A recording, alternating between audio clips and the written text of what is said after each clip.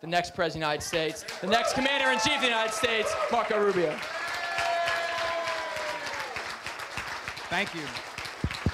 It's on. Thank you. I look forward to answering your questions very much, and I just wanted to give you kind of, let me just start with this. I want to answer the fundamental question that everyone is asking.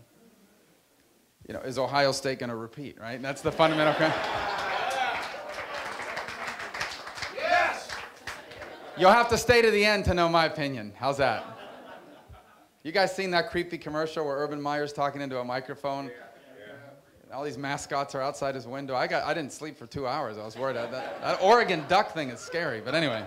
All right, so let's get back on track. Why am I running for president? That's the most important question someone has to answer. And here's...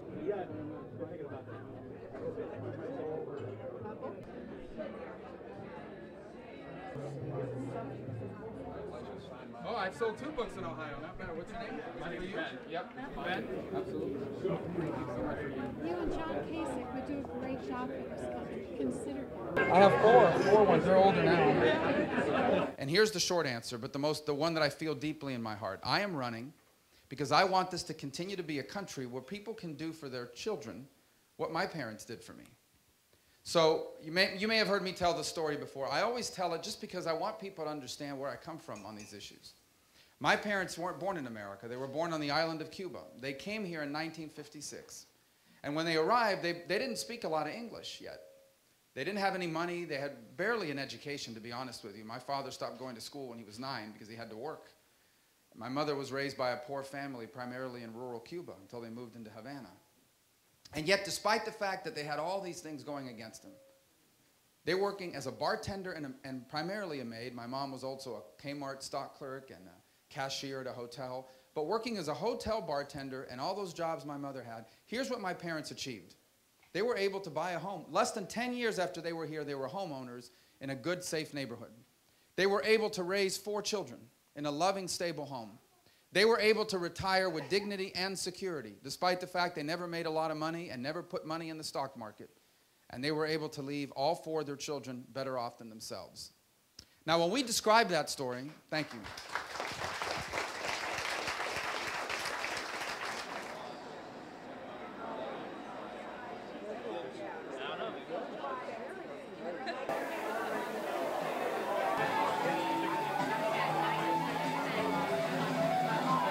Hurt the coal industry. It's going to destroy it. And that's what they want to do. This administration is mad. They're not hiding this. They want to destroy the coal industry. They do not believe it has a role to play in America anymore. And never mind the people that work in the industry. Never mind the fact that it is a cornerstone in many states of the utility system. Never mind the fact that struggling Americans, where everything already costs more. Look, I'm raising 4 kids. We just went back to school. Everything costs more. Everything. And it's not just things cost more. There are new things you have to pay for that didn't used to exist. So here we are. Let me just deal with ISIS in specific, okay? Let's understand who ISIS is. And if this is repetitive for some of you, I apologize. But it's important to understand who ISIS is. ISIS is Al-Qaeda in Iraq. That felt like Al-Qaeda was not radical enough. So they spun off and created their own group. They were basically on the ropes. And then the civil war started in Syria. And the government retreated from a bunch of areas in the border region. And that created an operating space. And ISIS was able to use that opportunity in that operating space to grow and to prosper, to begin to recruit fighters and donors from around the world. And once they were strong enough, they crossed over and went back into Iraq. They are a radical Sunni Islamist group. That's who they are. In fact, the most radical Sunni group the world has ever seen. The only way that ISIS can ultimately be defeated is by Sunnis themselves on the ground. They have to be defeated on the ground because they're not just a terrorist group. They are an armed insurgency. They control territory.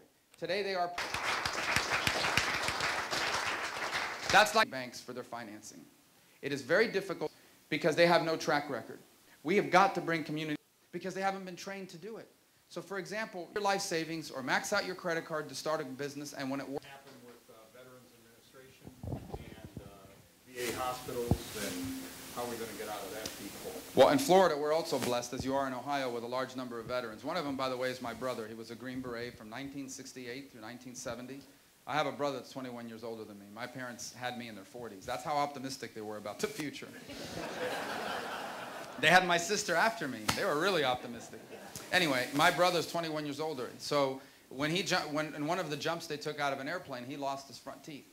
And so every 10 years he has to go and get whatever it is they do about that.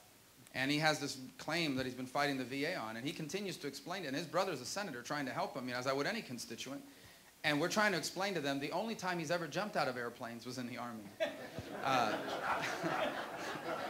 But apparently it's not penetrating. So here's what we've done, and here's what we will do.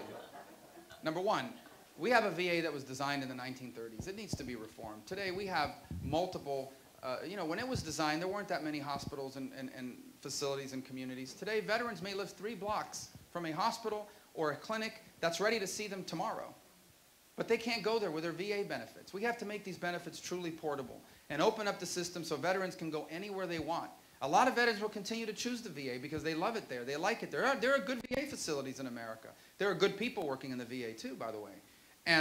But we should give them the portability of being able to take their benefits everywhere they want. That's already in the law. These guys are dragging their feet on it. They don't want the competition. We'll change that. But here's what's most important, as it is in every aspect of government: accountability. And the only way you can hold people accountable in any profession is with the right to fire them, to get rid of them. Well, as you can imagine, firing a federal employee is a very difficult thing to do. So the young lady who's actually in charge of the delegates for Ohio, Kaylee Smigel, I don't know if she's here today, but she's actually from right here. I love Urban Meyer. He did a great job at Florida. In fact, and a great job here in Ohio. And in fact, as I recall, and this is probably touchy for you guys, I think we beat Ohio in a national championship game. But, and in basketball too, but anyway. Hey, when it comes to sport, listen guys, my anti-Tom Brady position is not helping me in New Hampshire, okay? But there are some things that are above politics. Florida's not gonna be that good this year, so I think Ohio State's gonna do well again. With a lot of Florida recruits, by the way. They keep recruiting our kids. Stay in Ohio, stop coming to Florida to take our players. I think I'm a big Urban Meyer fan. He's a great person, did a great job in Florida. I'm not surprised the job he's doing here now. And I wish you luck. We're not in the same conference, so good luck. Hey, thank you everyone Thank you for having me. For being here today. Look forward to working with you to deliver Ohio and America for Marco. Thank you very much.